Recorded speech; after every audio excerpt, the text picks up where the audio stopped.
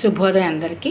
ఇవాళ కందిపప్పు ఒక అర్ధగంట నానబెట్టేసుకున్నాను. కందిపప్పు, చౌచౌ, టమాటాలు, చిన్న ఉల్లిపాయలు వేసి పప్పు వండి, 2 పచ్చిమిరపకాయలు, కారం తగినంతగా,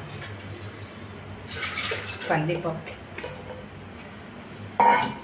చౌచౌ ముక్కలు, టమాటా ముక్కలు, చిన్న ఉల్లిపాయలు,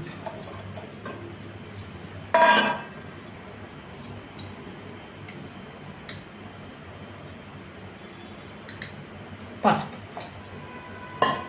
కుక్కర్లో 2 విజిల్స్ రానివ్వాలి. 2 విజిల్స్ పెట్టాలి కుక్కర్.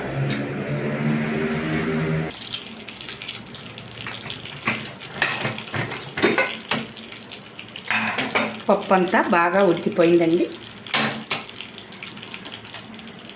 ఇప్పుడు కొంచెం సేపు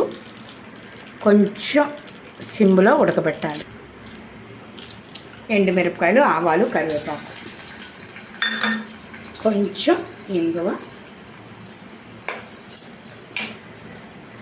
తగినంత ఉప్పు.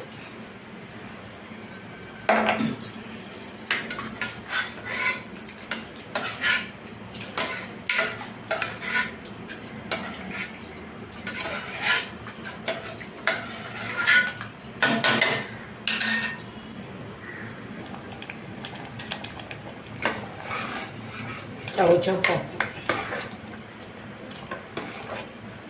క్విక్గా అయిపోతుందండి. Very simple. No onion, no garlic.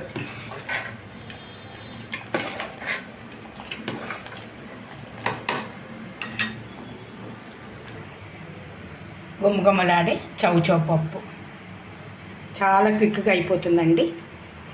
Very tasty.